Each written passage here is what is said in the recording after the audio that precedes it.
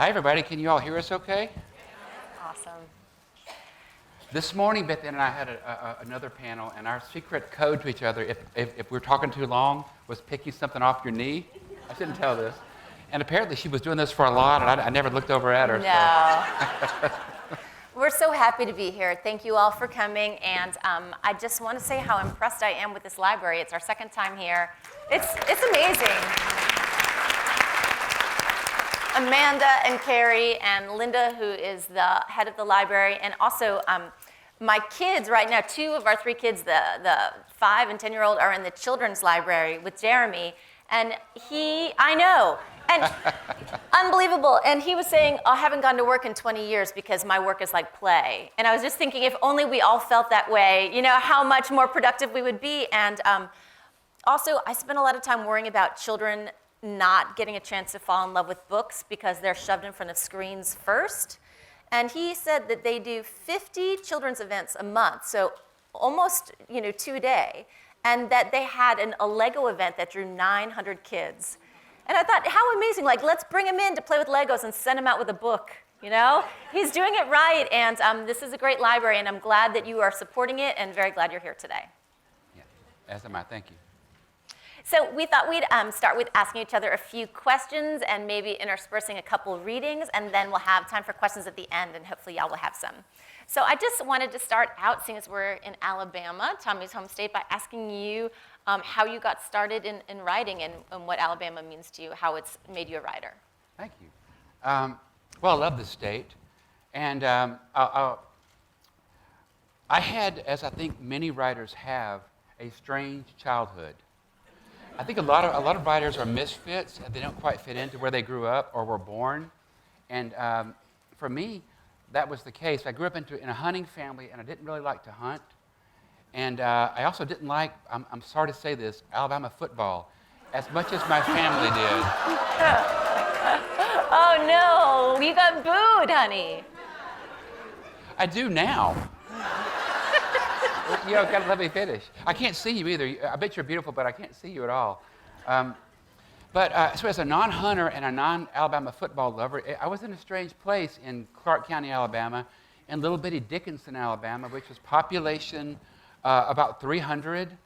And it had 2 churches. They were both Baptist. One was for white people, one was for black people. Real typical of Alabama and a lot of other places. But when I was about 11 or 12 years old, and this is where I think I really started to become a writer, whether I wanted to or not, my family was asked to leave the Baptist church there in Dickinson because they had begun to speak in tongues. A traveling preacher had come through Dickinson in his Pinto, and he had...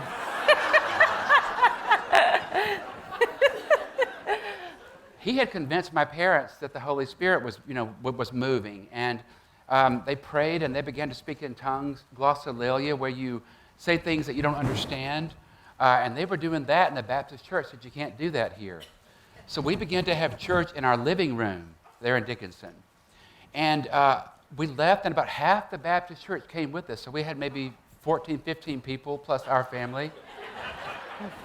But every week it seemed more people came, and the living room got more and more crowded as we got stranger and stranger in our religious practices. This is the world's worst confession in a library to a group of book lovers, but we had a book burning. You should do that. Brother Bob told us and me that books needed to be edifying. If they weren't edifying, they were sinful and contained a demon. And if you burned a sinful book, you would hear a demon scream. As an 11-year-old, that sounded really cool. I wanted to hear a demon scream. So my dad is a mechanic, and we took one of his 55-gallon oil drums and rolled it into our horse pen. And Brother Bob said, now, which, he had us bring our sinful things. For me, it was Tarzan of the Apes. Tarzan #1 had a very good cover, which had Jane on it with all of her beautiful cleavage. And Brother Bob said to me, Tommy, does this cover incite lust in your heart? And I said, yes, sir. He said, well, then it's evil. And if we burn it, we'll hear the demon of lust scream. So, I dropped all these books in and nothing screamed. And I was really disappointed. Later, we had an exorcism service. And Brother Bob said, if your stomach is feeling all twisty and scared, it means you have demons, and my stomach was. He said if you can't pass the refrigerator without opening it and taking out a chicken leg, you have the demon of gluttony, or the demon of nicotine addiction, or of alcoholism, or he said of epilepsy. I had, as I've said, the demon of lust, and it was really there. I could feel it moving in there. And when he cast out these demons, people would vomit. He would look you in the eye and say, in the name of Jesus, be gone. And he would barf it up into a little airline barf bag that he brought with him. Hand to God, as they say. And then, I did have the demon of lust, and sure, we cast it out, but it came right back. It's in here now saying, hello, everybody. So I think that those kinds of strange things pushed me in the direction of being a writer. They also gave me great stories growing up. So I want to turn this back to Beth Ann and ask you, about growing up, and what do you think made this girl from New Jersey and then Lake Forest, Illinois, into a beautiful poet? That was great, by the way, Tommy. Well, I was going to tell a story that I told this morning, but I feel like I want to read a poem about Tommy, actually. I like that. This is could be the Tommy show. As Tommy said, I'm originally from Chicago, and I met him at the first day of graduate school at the University of Arkansas. And now we live in Oxford, Mississippi, where we teach at the university, and we've been there a long time. When I'd met Tommy, I'd never met really anyone like him before, and had never spent any time in the South before. So it's kind of a delight how my life has turned out. When I met him also, I'd never really spent time around people who had worked blue-collar jobs like everyone in his family had, and Tommy went to University of South Alabama, and he went to college at night so he could work in factories during the day, and he was the first person in his family to go to school. And I always thought, it took us so long to meet each other. I wish I could have gone back and met you earlier so we could have spent all that time together and we didn't have to wait till we met. And I wish I could have made you happy all those years when you were so lonely. And life doesn't allow you to change timelines, but poetry does. So I wrote this for him. I would like to go back as I am now, to you as you were then. Then when you bagged grit at the sandblasting factory, loading train cars that took as much as they could stand, then got the hell out of Lower Alabama, as you dreamed of doing. Watching them rumble north with your haiku written on their dusty sides with your spit-wet finger, before changing from your coveralls for your night school literature class, your shame, your hope. Or back even further to when your mechanic father gave you a fixed-up car, what you had asked for all through high school, except it was the first Japanese car the county had seen, a Toyota. And when you drove by, the boys called you the rice burner. And the girls, pretty, pious, dumb as Dalmatians, wouldn't get inside of it. So you paid $5 in your empty car to watch Planet of the Apes at the drive-in alone. Or back even further to you in your plaid pajamas, sitting up half the humid night because asthma sat on your chest and crushed no matter how you cried uncle. So you drew comic books bulging with muscled heroes into the blue rumble of logging trucks signaled dawn and better breathing, and we could sleep, your chest heaving with its tiny boy nipples, your legs sticking out with their leg bones. I have loved you for your shame, and for your busted body, which aches for 3 days after we help friends move, because for years you were valued like a donkey for how much you could carry on your back. I've loved you for your freakishness, your exile in that homeland where you hid your paperbacks, spoke the local language, rose early and carried a gun if you wanted to walk in the woods. I would go back as I am now, bend over your ribs, lift the damp V of your pajamas and blow a breeze smelling like snow, sounding like somebody whistling far away. I would go back for a ride in your Toyota. Beat time to your 8-track of Styx with my feet on the dash. We'd cruise the drive-in and park, back row, center. Let the girls gawk at the windows gauzy with heat. I would go back and find you at the simmering factory and free your wet curls from the clench of your hard hat and unlace your boots almost lunar with red mud and unzip your coveralls, a zipper as long as all of lower Alabama. Go back as I am now and reach in and kneel down and lick you to life, a life we couldn't have known we were heading for. A timely, lucky life starting just beyond the margins of this poem.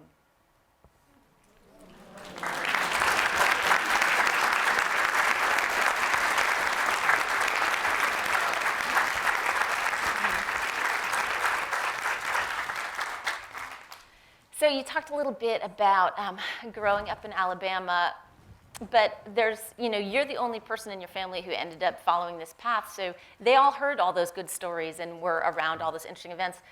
Where do stories come from for you? How did you start?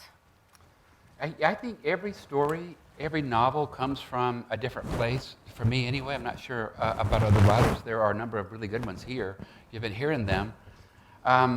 And I could just think of examples where this story came from, this idea came from. It's usually an image or something or a line I hear. And one of my favorite examples is my dad had a shop in Grove Hill, Alabama for years, and then opened one in Mobile in 1981. And he loved the idea of both his sons, my brother Jeff and I. Jeff is 2 years younger, and he still works with my dad. He wanted the two of us to work with him, Franklin and Sons Automotive. And for a while, I did work with him, and I worked. He had me put a transmission back into a car, under the car, and I had parts left over, which is not a good thing. And instead of telling him, I just hid him in the garbage can. And then the car drove away and was towed back by a wrecker a couple of hours later. That's called a comebacker, he told me. And he had to refix it. And then he put me in the office, which was a good spot for me. And one day I was in there making a ticket up, and this older gentleman came in, probably 85 or so, and he sat down and said, I got metal knees and a metal shoulder, and this humid weather really hurts him. I just quietly wrote down, JD has metal knees and a metal shoulder, not knowing what I would do with it. But I went home that night, if I remember correctly, I think it was that night, and sat down and began writing a story. And suddenly, as I began to write, out of nowhere, the whole story just came to me. And it would be about 3 young boys who raised themselves on the land. There was a new young game warden. As a kid, I was terrified of game wardens. We all were, because we hunted wherever we wanted to. So we heard the scary stories about game wardens. So these 3 young guys accidentally kill the new young game warden. And that brings into their part of Alabama Frank David, the game warden from hell. And he began to exact a really grisly revenge on these 3 brothers. And I knew that the first brother would be killed by a moccasin bite to the neck, the second one blown up. I didn't know about the third one, but I threw in and began to write. And suddenly I had about an 80-page manuscript quickly. And it had just come from that one line, JD has metal knees and a metal shoulder. And the funny thing is, that eventually, after about 4 years, I wrote the character J.D. out of that story. So it's inception, that moment of it appearing to me, was written out. So stories, to me, are a kind of wonder, a kind of marvel that come up out of your subconsciousness. I think they come from the same place, at least for me, I can't speak for others, as dreams do. And in the way that I'm not in control of my dreams, I'm not in control of the stories that I write. Sometimes these things really surprise me. And I bet it's the same way with poetry. You know, you're writing a poem and something happens, or an essay, or fiction as you've written. Something happens between your head and your hands, and you're surprised when these characters are doing this stuff. You didn't see it coming. Yeah, the poet Jack Gilbert visited the graduate program where we were students, and I had a conference with him. And, you know, other people look at your poems and they say, change this comma or rethink this word. And he told me a story, and it's still one of the best pieces of advice I've ever gotten as a writer. And he told me that in Amsterdam, because of all the canals and one-way streets, it's very, very difficult to become a taxi driver there. And in fact, there's a 5-year process of getting your license. And in the late 1960s and 70s, a lot of people started moving to Amsterdam. You could probably guess why. And suddenly there weren't enough taxis. There weren't enough licensed taxi drivers to take people around. So they started a second system where you could get in the regular black taxi with a licensed driver, go exactly where you wanted to go, pay full fare, and you were done. Or you could get in one of the new red taxis in training. And the guy would get out his map, and you might get a little bit lost. You might go to a neighborhood you didn't expect to, but you'd get there, and you'd pay half fare, and that would be the end of it. And Jack Gilbert had just read a whole bunch of my poems, and I was like determined that I will, be a writer, and I will just write this thing. And I was so determined to force everything where I wanted it to go that I wasn't allowing for the very type of thing you're talking about, the serendipity and the accidents and the off ramps. So he read my poems, and he told me that about the taxi drivers, and he said, Beth Ann, take the red taxi. It's good. It was smart. Yeah. Yeah. I'm still trying to take the red Right. taxi. Yeah. Me too. Yeah. Move your lavalier mic down just an inch because of that noise. There. That's good. Thank you. You just saw a very domestic moment, but yeah. Okay, so let's talk a little bit about, one thing I really love about your writing is it's always fiction. That's all you ever want to do is fiction, but it's always so different. So some people, come up with a character and they're writing that same character in many, mystery series, or even if they're literary fiction, they're always drawn to the same type of subject matter. So you started with Poachers, which was the novella you were just talking about in the book of short stories. And your next one was Hell at the Breach, which is a historical novel. And then there's Smunk, which is a lark and a kind of a farce, and it's a Southern instead of a Western. Could you, it's really an interesting book. Could you talk maybe about those two a little bit? Yeah, I can, thanks. Is everybody hearing us okay? Yes. Okay, good. If not, just yell. We can't see, but yell at us, and we'll do better. My first, this book, Poachers, right here, was published in 1999, and it was called Southern Gothic, and I liked that. That was fine with me. Then I published, 5 years later, my first novel, Hell at the Breach, which was reviewed and called an historical novel, and it is. It's set in Alabama in the 1890s. The third novel was Smunk, as Beth Ann said, but it felt more like a Western, and it was reviewed as a Western, or as I thought of it, a Southern, in the South with Western themes. And then I wrote Crooked Letter, which was set in Mississippi, and that one was reviewed and called alternately a thriller or a mystery, and some of the reviews even said, although not a mystery, and some would say, this is definitely a mystery. The reviews didn't know what to call it. And then Beth Ann and I wrote The Tilted World together, which is honestly kind of a love story. And now I'm writing what I think might be a horror novel. So I really don't know what I want to write or what I write. I just wait for these things to come along. And it really is for me, Jamie said earlier of writing a novel, it's like driving in the dark. You can only see as far as your headlights will show you. And I've got a pair of fairly dim headlights. Maybe only one headlight on, which is on low beam. So I just have to really go with faith, and every story that I write, every short story, every novel that I write is a new thing and feels like I'm doing it for the first time, and I have to almost relearn the process and refigure out how I do it. The only only good that's come from writing the ones before is I know I've done it before, so I could probably do it again. But a lot of writers do stick with one character, and that's smart, because readers get to know that guy or that woman, that character, and they want more of that character, and they get to like that character. I'm just not that writer. Every book has been different, but not through any choice of my own, really. Well, I'm glad you brought up Crooked Letter, and it made me think of how you were talking earlier about that guy coming into your dad's shop and, how that process got unlocked and all its mystery. Could you tell these guys, because I really love this story, about your high school date and how that ended up coming into play later? Yeah, I will. I was not popular in high school at all, not at all, or really until graduate school when I began dating Beth Ann. Then things turned up. At age 30, things looked up for me. But before that, it had been hard. My first 30 years were hard, as I think a lot of, as I said, writers' early childhoods were hard. And one of the ways in which mine was hard is I never had dates. And my father and mother really wanted me to have dates so that they would believe I was normal. And then I remember in maybe the 11th grade, I got a note passed to me in world history class, Miss Hamilton's class, and I opened it, and it smelled like perfume. And it said, "Want to go to a movie sometime, Carla." And I knew who she was. She sat right across the room.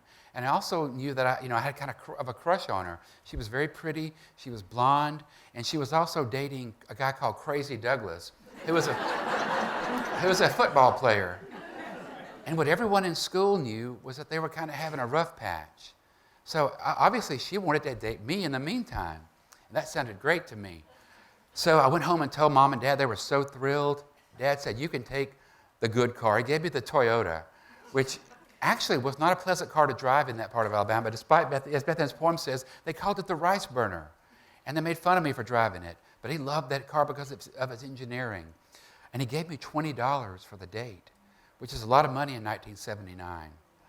And all week long, I was thrilled. I would look at myself in the mirror and think, wow, this is cool. I bragged about it at school, which was kind of a mistake as it turned out. Because when I left on Friday to go to the drive-in, that was our date. We were going to the drive-in, and I knew what happened at the drive-in. Because my brother and I had been going there every weekend for the last couple of years. I was driving there at age 15 because it showed R-rated movies. And in R-rated movies, you could see nudity. And I liked that. And I wanted more of that. But we also saw that some cars parked in the back by the trees. And those cars would have foggy windows. And we knew that people were having sex in those cars. And that's what I wanted to have in this Toyota. So Carla and I picked her up. And on the way driving there, she said, "Tommy, I need a favor." And I said, "What?" She said, "I need to go see Crazy Douglas." She said, "My parents will only let me date you." They thought I was harmless. And, they were right. So I said, "But, we're going to see the drive-in." I was so thrilled. I'd even brought a blanket just in case, She said, "I'm going to have a little bitty baby." So I knew how serious it was. And so I took her to his trailer out in the woods and dropped her off. And she said, "Pick me up in 4 hours." So I drove away thinking, where am I going to go? I went to the drive-in alone, which is no bargain by yourself. And I parked way near the front so nobody would see me, I hoped. But it's the only Toyota in Clark County. So then, as I sat there waiting for it to get dark, which took forever, someone I knew pulled in behind me, Tommy Phillips in his pickup. By now, it had gotten kind of dark, and I thought, he's going to see me, that I'm, here by myself without a date. What am I going to do? So thinking quick, I reached back and grabbed that blanket and put it over my hand and held it up. Like it had been my date. And it had been. For years. And my date and I watched the movie by ourselves, and finally the first feature ended, and we drove away and didn't watch the second feature. My arm got numb. We cuddled a bit. I think the very sad part of that story is, Carla and I never really talked again. But I asked her a couple of weeks later, in the cafeteria line, what happened with the baby? And she said, false alarm, and walked away. And she and Crazy Douglas broke up after high school for good, and she's now in a prison for murder. She shot her husband in the back of the head. She murdered him. And I'm glad to be here with y'all in Hoover. Thank you. And the reason Beth Ann wanted me to tell this story is because I've told this story before, and I've tried to use it. I tried to use it for years in fiction, and I wrote it as a comedy, and it never worked for me.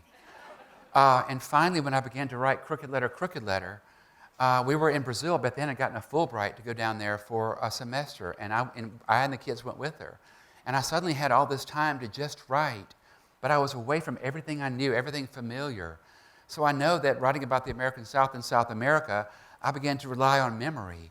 And suddenly all these things that were happening to my character Larry had happened to me. And suddenly Larry had a date to the drive-in, and this happened to him.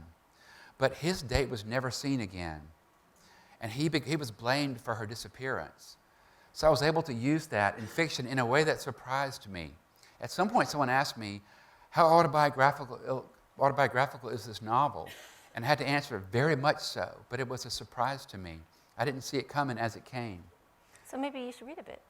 Okay, and then we're going to turn to Beth Ann for a few minutes. This has been all about me. It's because they're so good. I'm going to read you just about 4 or 5 paragraphs, not very much. But something funny about this section, Beth Ann has a former boyfriend named Colin, who's a Scottish architect. And every part of that annoys me.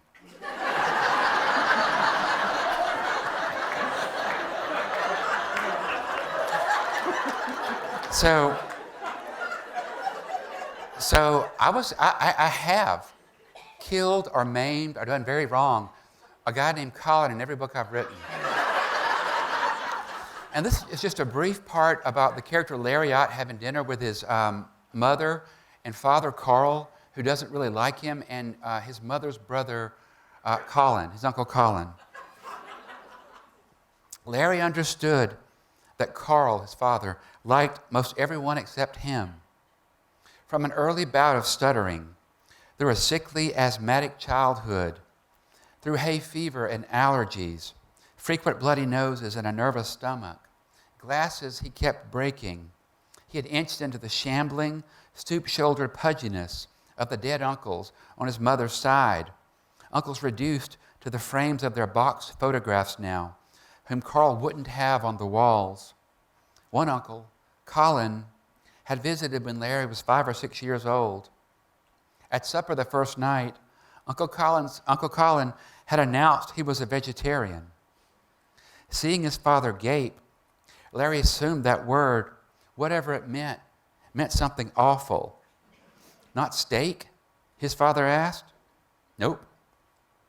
Pork chops? Never. His father shaking his head. Surely chicken. Rarely, the smiling uncle said, which doesn't mean rare. Oh, he went on, picking at his cornbread, I'll eat a piece of fish once in a while, tilapia, nice mahi-mahi. Carl, by this point, had put down his fork and knife and glared at his wife as if she were to blame for the crime against nature sitting at their table. Also, Uncle Colin was the only person Larry had ever seen wear a seatbelt as they rode to church, where he would refuse the communion saltine and grape juice.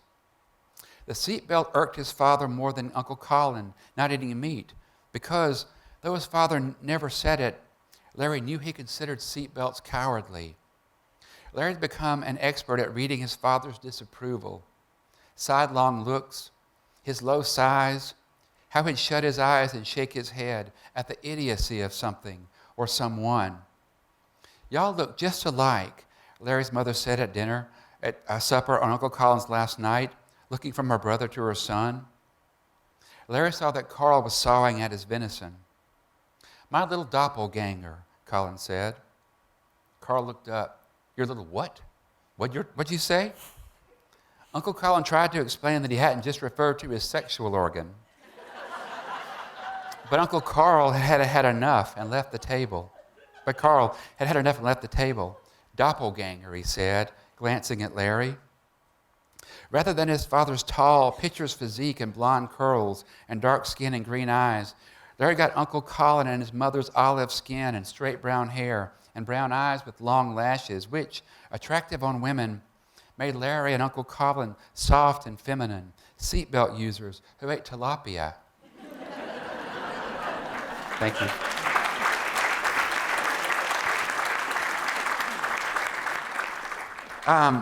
So Beth Ann has written so far 3 wonderful books of poetry. And she also has written an amazing book of creative nonfiction, a book called Great with Child, Letters to a Young Mother. I'd like to ask her if she would to tell you about that and maybe read a moment from that if you would. Sure. That sounded so formal. So I just always wanted to be a poet forever, but it's true that I accidentally wrote this book of nonfiction because I had a student who was very dear to me. She was in my poetry writing workshop, and when she was in my workshop, her mom got sick with cancer. And she decided she was going to take a break from school and go home and live with her mom and help her at the end. And she said, "I'm just sad, Beth Ann, that I can't be in your workshop anymore." And I said, "Well, just send me poems. I'll just write you letters and talk about the poems, and we can just keep doing it that way."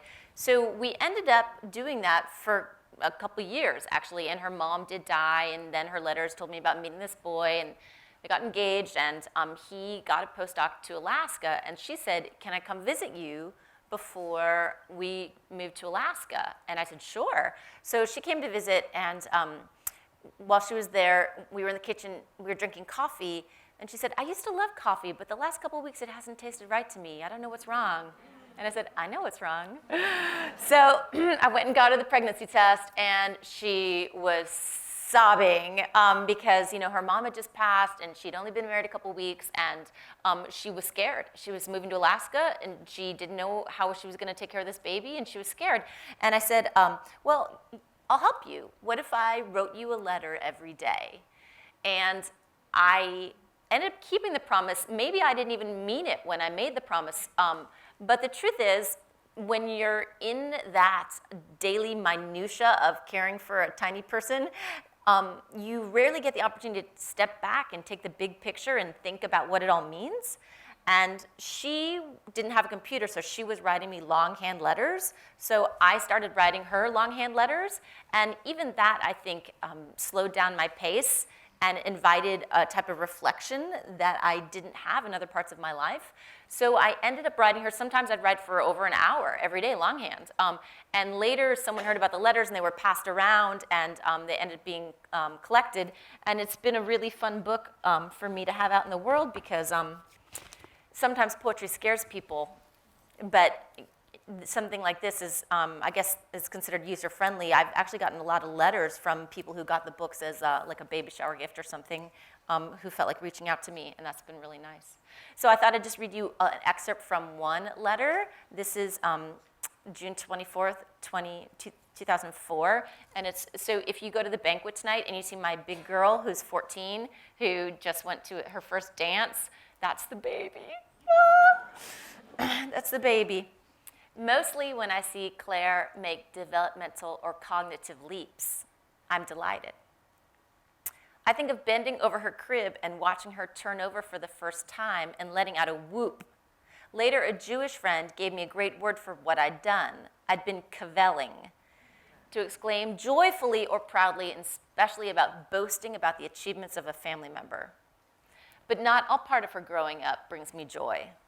I remember the first time I felt this way. Claire was probably 16 months, and I was bathing her, which she always hated. The part she hated most was when I'd rinsed the shampoo out of her hair. To help her through, I'd established a little ritual where, as I poured the warm water down her head, I'd croon, "Almost done, almost done, almost done." And on the last rinse, I'd say, "All better," and she'd chime in to say it with me. Well, one time I was bathing her and very distracted. I was talking to Tommy about how we'd work out the day's scheduling. Claire said, "All better," so I took her out of the tub and was toweling her off when I realized her hair wasn't wet. Isn't that funny, I thought. she made a mistake. But then I had a strange new maternal instinct. I swiveled her little toweled shoulders around so I could look into her eyes, and when I did, I saw an evil gleam in them. My daughter had told her first lie. For a second, I even felt oddly proud. Surely other children weren't lying until they're 2. At least my daughter's gifted.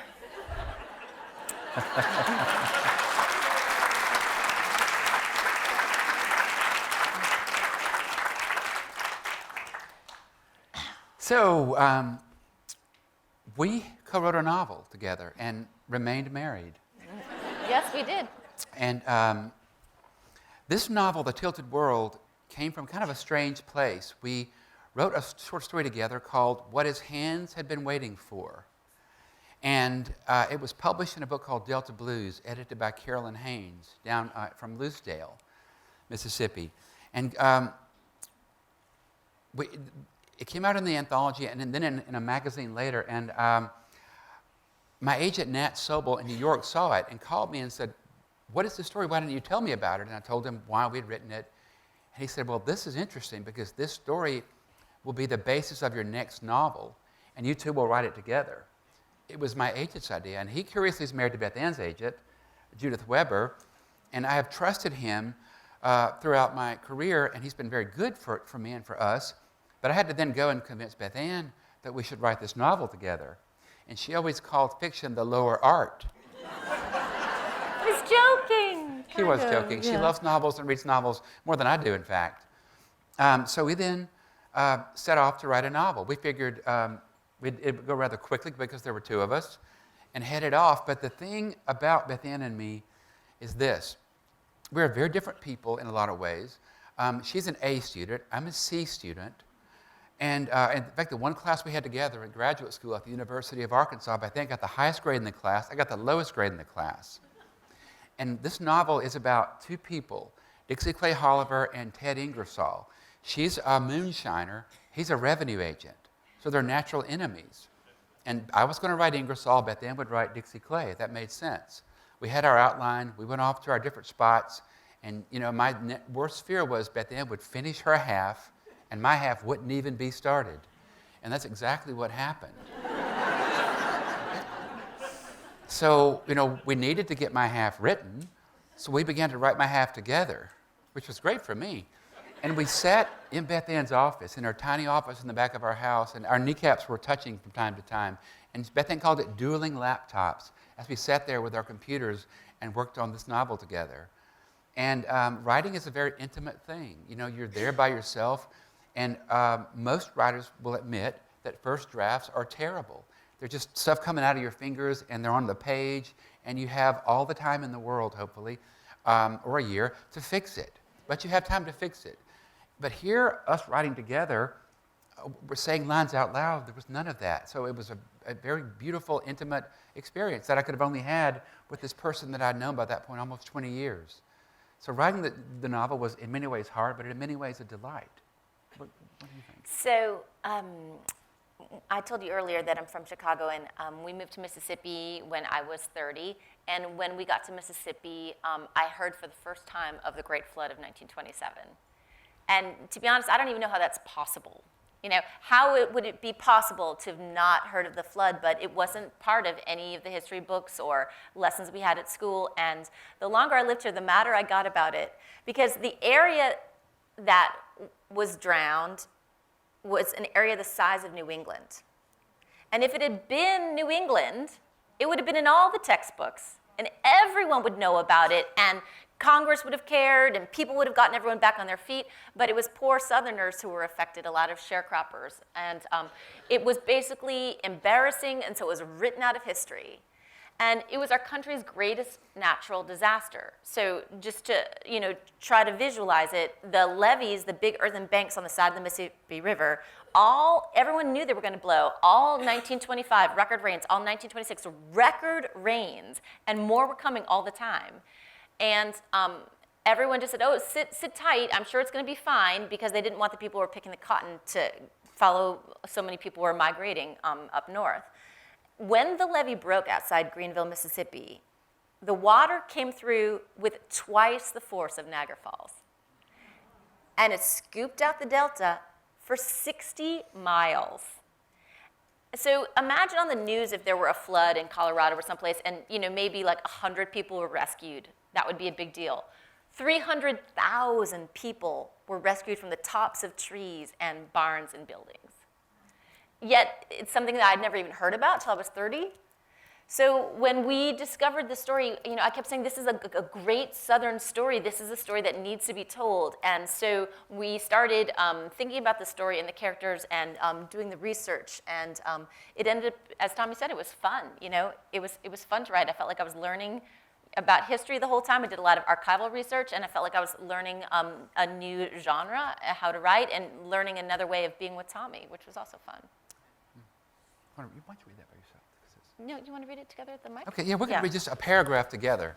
You got your guy. Yeah. Okay. So this part comes really early on in the novel. It's from Dixie Clay's point of view. Later in the novel, there's of course the flood scene and the drama. This is just early on, so you can just get a feel of the rhythm when everyone knows the flood is coming. And all these people are trying to blow up the levee on the other side to protect their town, which was happening. And so it's just a really grim time for everybody.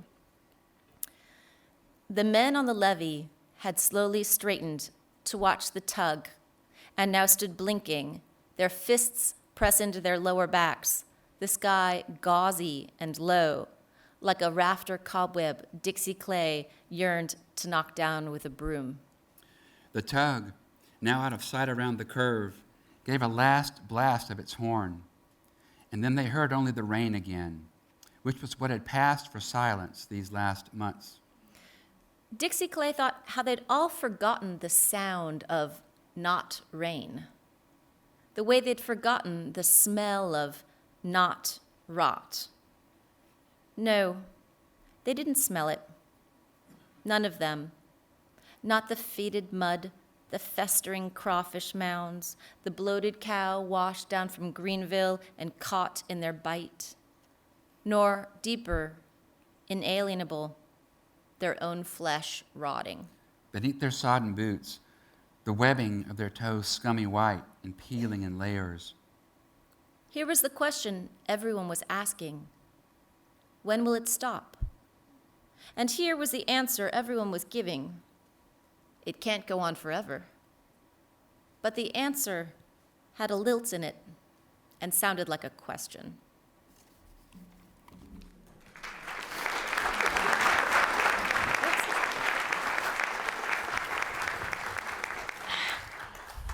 Every time we had a reading for that book and there was a Q&A session after, someone always said, Beth Ann, who wrote this part?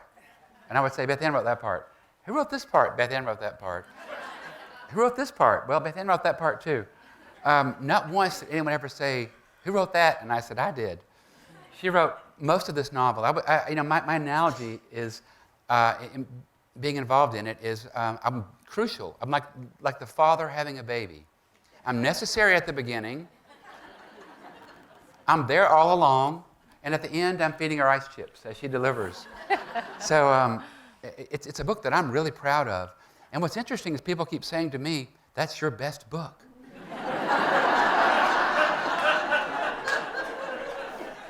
Do y'all have any questions for us? Ooh, magic. Right here. Yes, sir.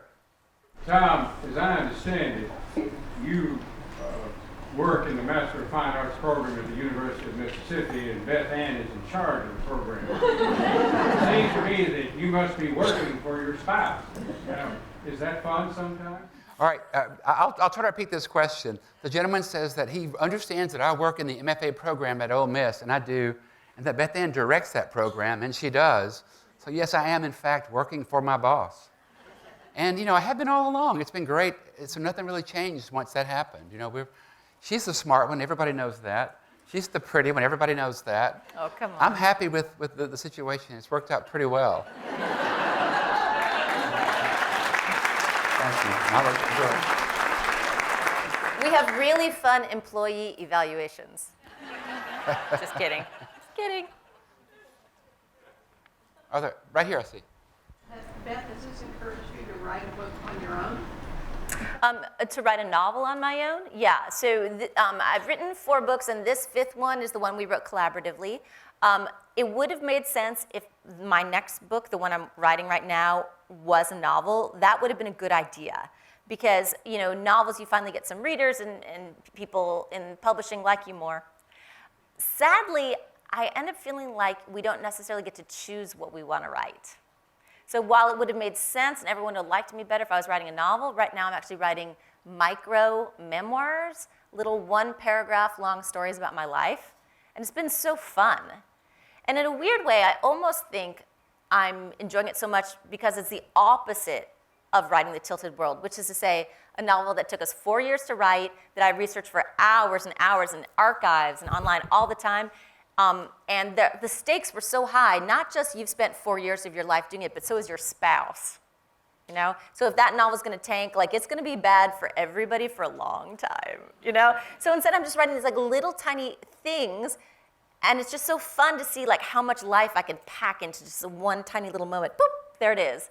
And it's low stakes, if it doesn't work, oh well, do another one the next day. So that's what I'm working on now. I'm not working on a novel, though I know I probably should be. My agent's been telling her she's a novelist since he read her first poems. So many of the poems are narrative, and he's told her this since 1998. Another question? I'll say that her book of micro-memoirs is amazing. I have read it. The shortest is 4 words. The longest, 4 pages. It's a very cool thing. Up here. How have you been inspired to write any poetry? Have I been inspired to write any poetry? I've been actively told not to write any poetry. I like limericks, but the rhyme schemes seem to kind of be a little... No, I really don't. I don't try it. I do love to read poetry, Beth Ann's especially. And I love imagery. And one thing that she and I agree on in terms of fiction is we love books that are both page-turners, that are well-written. And so one thing I discovered when I read the writer Barry Hannah is his sentences were so packed and compact and just alive with energy. They crackled. That I thought, that's what I want to do. I want to write sentences in fiction that are as poetic as they can be. And, that's been my goal. And again, those are the kinds of books that I most like to read. Yes, ma'am. Can you each describe for us your writing process? Can we each describe our writing process? Sure, mine's really simple. On the weekdays, we get up and I walk the littlest one who's 5 down to his pre-K class, and then I come home and I try to schedule my days, so I have 2 or 3 hours right there in the morning. And Flaubert has a statement that's always been useful to me. He talks about daily fidelity to the desk. So my deal with myself is I have to be there every day and mentally ready, and that means the following, you can't have checked email. You can't have worried about your visa bill. You can't be hungover. All the ways that you can be there but not really be there. I've got to really be there, and I just read or I think or I daydream, and if nothing happens, fine. I don't beat myself up as long as I had that daily fidelity to the desk. That's my part of the bargain. And then sometimes it's better. Sometimes something comes. Those are the good days. What about you, honey? I'm the opposite. I don't like writing. I don't find it fun. I'm a binge writer. I'll go, my record was 200 pages in 10 days. But that was no sleeping or bathing or seeing the kids or anything. I lost 12 pounds. That was a good stretch. I like having written. That's so much better. This is way more fun than sitting with my bad back in my chair and looking at a terrifying blank computer screen thinking, I need to make a whole world appear. That really scares me. But the truth is that when it is going well, there's nothing like it. There's no other feeling like it when those characters are acting on their own and that magic has happened between your head and your hands. That's the best. And as Beth Ann says, if you're faithful, if you're there at the desk, it happens more and more and more. And I seem to forget that book to book. Here I am 200 pages into a new novel, and I'm sort of realizing, oh yeah, this can be fun once you get it going. As for a place, I kind of bop around. I have 3 different offices that I use one after another. My favorite spot is, Beth Ann built me a guest house and built me a beautiful desk in it. And then she built for storage on the back a shed. And I go in that shed and write. Because it smells like my dad's old automotive repair shop with the oily lawnmower in there and old wet and grass. So, I think smell is the sense most associated with memory. And so you get in there and you smell, it just, your mind goes back, and it helps me in strange ways. Another question. Right here. I know you touched on this just a little bit, but can you give us a little bit more information on where you got the inspiration for Smunk? I love that name. People are always asking me what I'm reading, and I'm always delighted to say, I'm reading Smunk. And I thought that was a fascinating name and an interesting. Thank you. The question is, where did my title in the book Smunk come from? It's my 3rd book, 2nd novel, probably in all ways a terrible idea. My mother cried 3 days after she read the first couple of pages and put it down. My agent said, this should not be your 3rd book. Let's publish it, maybe your 5th or 6th or 7th or 20th book. It's a very strange novel. It's really violent. It's very sexual. It's graphic. It's my favorite thing I've ever written by far. And it came from 2 weird places. One, I was driving this now 14-year-old home when she was about 3 from something at night, and we came through the smell of a dead skunk, which is an odor I love. There's a kind of biting prickliness to it in your nose, and I like that. I like it. It's a good smell to me. And she said, Daddy, what's that smell? And I said, it's a skunk. She said, what's a skunk? When you're 3, your father's a genius. He knows everything. And I told her what a skunk was. And the next morning she said, let's be smunks today. She had misheard the words. I wrote that name down. What a great name, Smunk. And it just all kind of burbled out of that, out of the crazy name. So thanks for that question. And thank you. I'm glad you are at least reading that book. I hope that you like it. There are 7 of you in all. Tell me, there's a question here in the front row.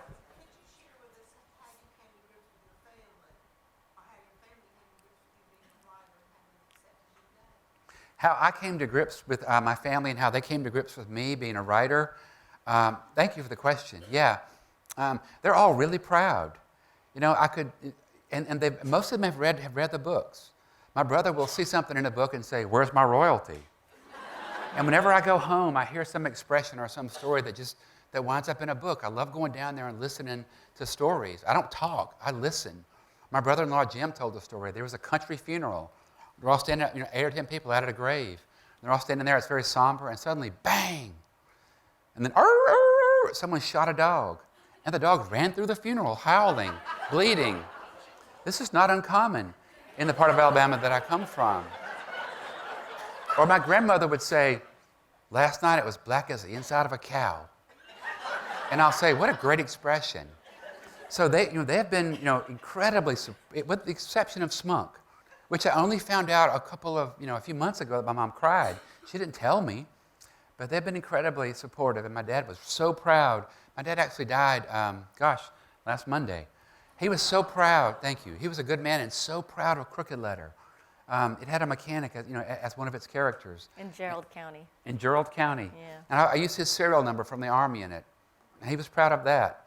And all the details about being a mechanic, I stole from him.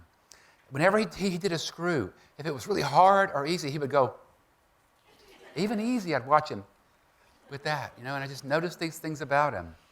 So they're very proud, for them, I think, entirely. Thank you. What would you like us to know about the next generation of writers that you work with? Oh, good question. That's a great question. The question was, what would we like people to know about the next generation of writers that we're working with? I guess I would just say that the talent is still there, and There's still the passion, and there's still young people who really love to read and will do what it takes to nurture that. Yeah, I would back that. I'll add, though, they have the benefit of social media, and they're all so good at it. I don't know if that's a benefit. Agreed, fair enough. But it makes people come out and see them at their readings. Oh, for publicity. Publicity, yeah. Yeah, publicity. I think it hurts the writing life to be Yeah. tapped into, all the time curating your life and, oh, this was my lunch today, Like, I think that's really crazy that I think they lack vulnerability when they're always projecting the perfect image of themselves. And I think how you become a writer is you tap into your own vulnerability, and your characters can't be perfect. And, if you're writing memoir, you can't project a better version of yourself than you are. You have to figure out who you actually are, which is hard work.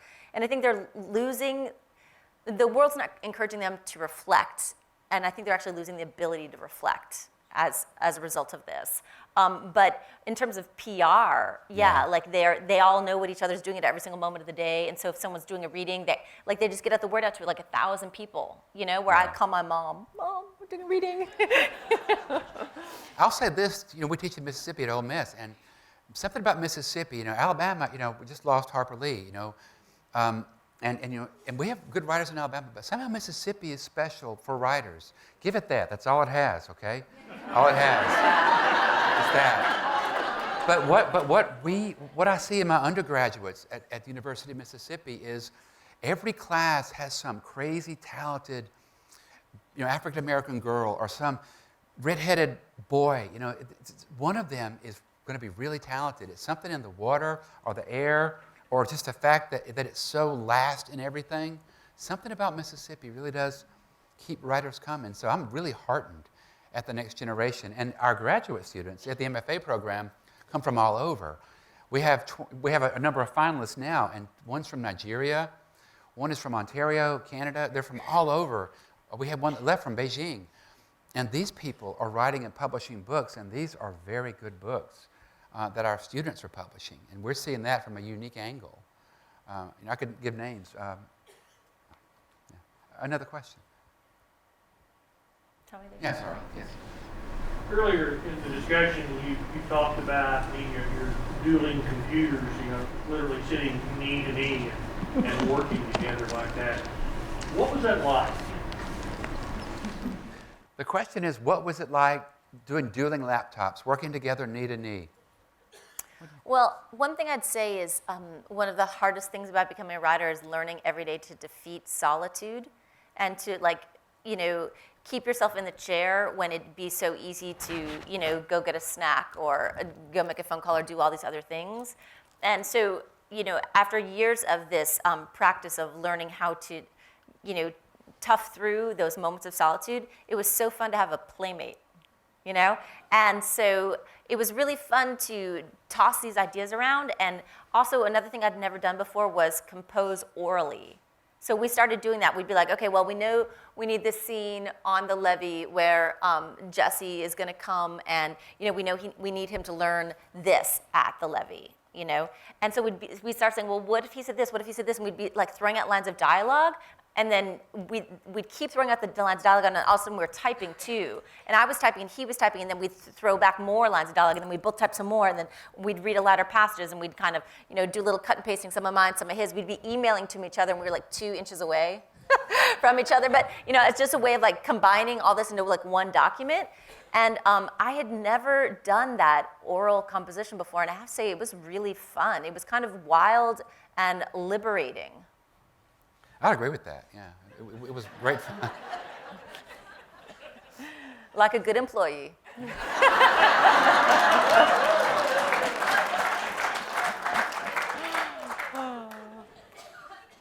Well, we might have time for a couple more questions, and then it's book signing time. So raise your hand if you've got one. Go ahead, ma'am. So both of you all obviously are very creative, but I also see a discipline in the way that you operate, in the way that you work. I'm wondering, how are your children like? Because you're both very creative. And so how do you teach your children discipline when you? Yeah, we haven't done a very good job. Repeat the It's a good thing there's no. Repeat the question. Pardon? Oh, repeat the question. How have we taught our children discipline? Yeah, like it's a good thing there's no windows here, because I feel like if you looked over the Hyatt, you'd see like smoke billowing out of our room, or like, like children like lighting firecrackers. I don't know how you teach discipline and creativity. I think that every single day, that is like my number one question. Like my number one question as a human is, how am I gonna be a mom and an artist? Like every single day I have to ask myself that every moment of the day, and how to teach discipline and creativity. Even though they're not opposites, they actually, as you said earlier, they funnel into each other. Do you have something better to say about this? Because it's such a good question. I wish I had a good answer. I think, honestly, that Beth Ann demonstrates discipline to them every day in terms of going back. She does go back and write in the same spot at the same time, and they see her do that, and they see the books that come out. I mean, I think she's demonstrating that discipline to them all the time. I'm probably demonstrating the opposite to an extent.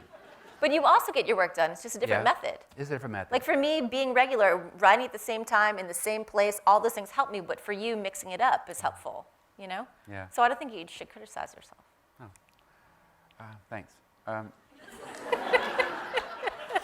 So yeah, we'll think about, that's a good question. We'll think about that. Yeah.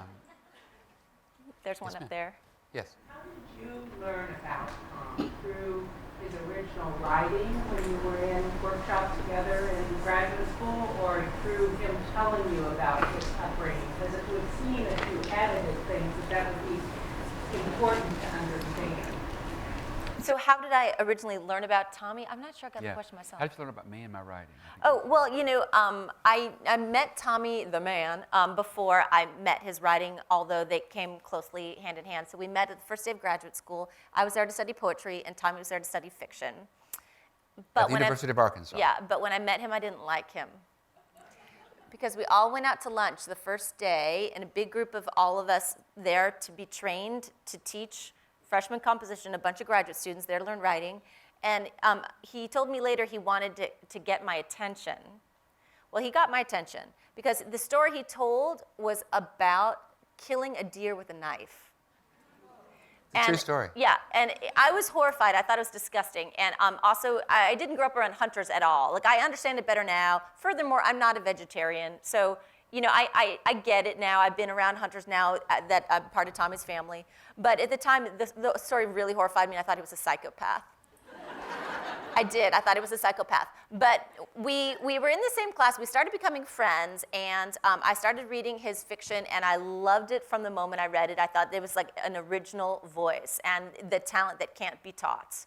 But I still didn't like him. I liked a boy named Otis. That's actually such a long story, though. We can't even tell you the long version because we need an entire other panel about that. But I'm just going to zip ahead and tell you, like, after Tommy and I became friends, something happened that gave me this insight into his character. That first day when we all went out and had lunch where he told that terrible story, everyone at the table started talking about where they had published prior to coming to graduate school. And you can imagine it's like a bunch of dogs sniffing each other's butts. Like everyone's trying to figure out where they slot in this new world of graduate school and who's going to be the dominant one. And at this whole table, there may be 12 of us. There's only 2 people who are quiet. Me, because I haven't published anything, and Tommy, for, I assume, obviously the same reason. I mean, he killed a deer with a knife. Like, look at the guy, So then we become friends. Weeks later, maybe even months later, I'm in the English department looking at the bulletin board that has all the posters of where you can submit your work. And I'm looking at a poster to try to figure out where I should send my poems, and this one said Nebraska Review Fiction Prize. Previous winners include blank, blank, blank, and Tom Franklin. And it turned to Tommy and said, oh, look, there's another writer with your name.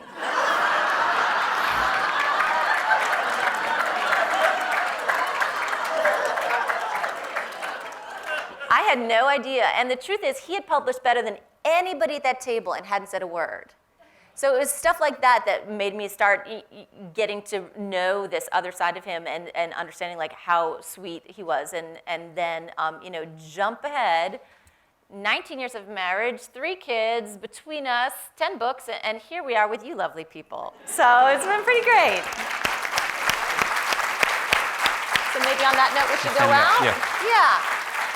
So come see us in the book signing, or if you just get a chance to see us in the hall, thank you all so much for visiting with us today. Thank you.